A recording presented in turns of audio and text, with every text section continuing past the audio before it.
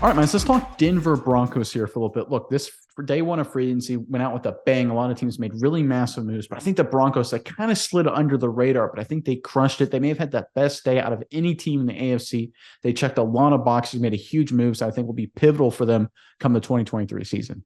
Yeah, Nick, I believe the Broncos just went all in on improving a lot of the sides of this ball through the free agency period, and they did a really great job. I like a lot of the moves they made, but that's why we want to ask the Broncos fans in the comments below, who is your favorite move? You got a lot to pick from. I think I saw like almost 10 moves so far made, but there's a couple good options, and it could be someone who left, someone who's staying, a new face to the team. But let us know in the comments below, what was your favorite move made by the Broncos this offseason? But Nick, there's a lot to go over, so let's get on into it.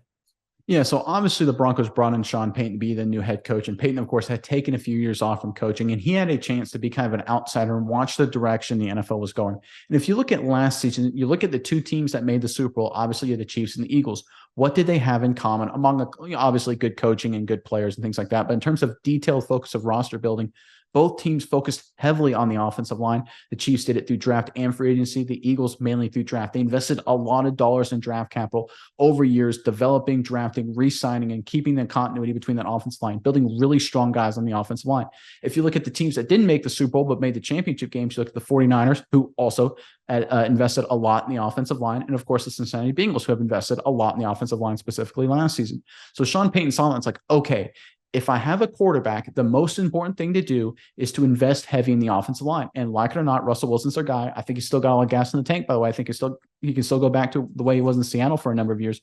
So in order to address the issues there, they have to get up to the NFL elite among the offensive line. And the Broncos did just that, minus with two big moves. I'm going to address them both here. According to Pro Football Talk, the Denver Broncos has agreed to sign free agent guard Ben Powers to a 4-year contract, former Baltimore Raven. Multiple reports indicate the deal is worth $52 million over the 4 years with $28.5 million guaranteed. Further evaluation of the contract is basically a 2-year deal, $27 million. And then after that, they'll evaluate. So again, great move there. He's a really nice player. But I think here's arguably the biggest move is that the Broncos are making another significant addition to their offensive line, again from Pro Football Talk.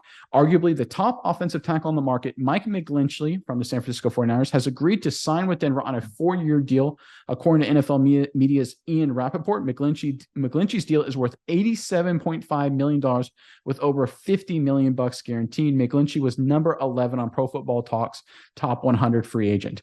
Miles, I think this is just hitting the nail on the head right here, doing a phenomenal job, Peyton and company and Denver Broncos, understanding the direction the NFL is heading is that you need to be really good on the offensive line to compete today. You look at a lot of teams that have issues at other positions, whether it's wide receiver. Heck, the 49ers were on their third quarterback and they still managed to go to the NFC Championship game. If you're good up front, if you're good in the trenches, you can fill a lot of holes there. And I really love the fact that the Broncos were so aggressive in getting these two guys. I think it'll pay dividends for them come the regular season. Yeah, Nick, and I like McGlinchey too, but I think Ben Powers, being familiar with him as a player, is a really underrated signing for the Broncos. There's a lot of good to look at when you look at him. Overall, he's not the best run blocker, but he was a phenomenal pass blocker last year, an 86.5 pass block grade per PFF. His run blocking grade kind of like a 50, so, but he was very good in the pass blocking game. So good for Russell Wilson and company if they're going to try to open up the pass. Powers is the guy you want leading that charge, but also very healthy. He had like 1,000+ snaps last season, and the big one, only one penalty all season. So he's disciplined, good pass blocker, stays healthy. I think those are all key things you want to look for in a guy like Ben Powers. But obviously, McGlinchey was very good as well.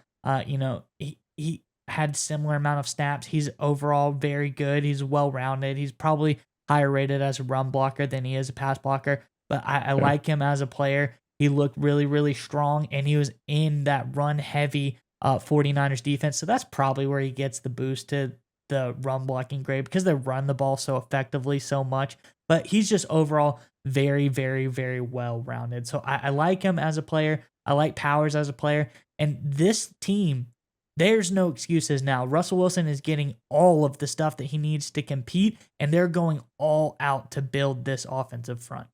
Miles, you hit the nail right on the head there again as well. Because when was Russell Wilson at his best in Seattle? When he had that play action off zone read, right? I remember so many highlights of Russell Wilson was a long fake handoff to Marshawn Lynch or some running back on some zone read or some wide zone play to one side, a long bootleg, and then he drops like a 60-yard teardrop bomb down the field. In order to do that, you need to have a strong running game and a strong offensive line that is willing to be athletic enough to block those kind of schemes. McGlinchey, to your point, was in a very similar scheme to that in San Francisco. Athletic guy, strong run blocker.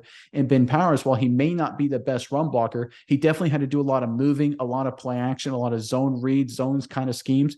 Obviously, the Baltimore Ravens, Lamar Jackson, Greg Roman, they were very active up front on the offensive line. They like to pull guards, move offensive line. They did it all the time. So it's a good scheme fit from that perspective as well to put Russell Wilson in the best position to be successful. So not only is it an upgraded, arguably the most important position on the field outside of the quarterback, it also is a good personnel fit. And for them, I think this is a great move by the Denver Broncos and a great job so far this offseason. And we didn't even get to them re-signing Singleton, great linebacker, and bringing in Zach Allen, phenomenal defensive lineman from Arizona, winning in the front seven on the defensive side of the ball as well, which is the next tier that you have to address. So great job by Denver day one. They really knocked it out of the park.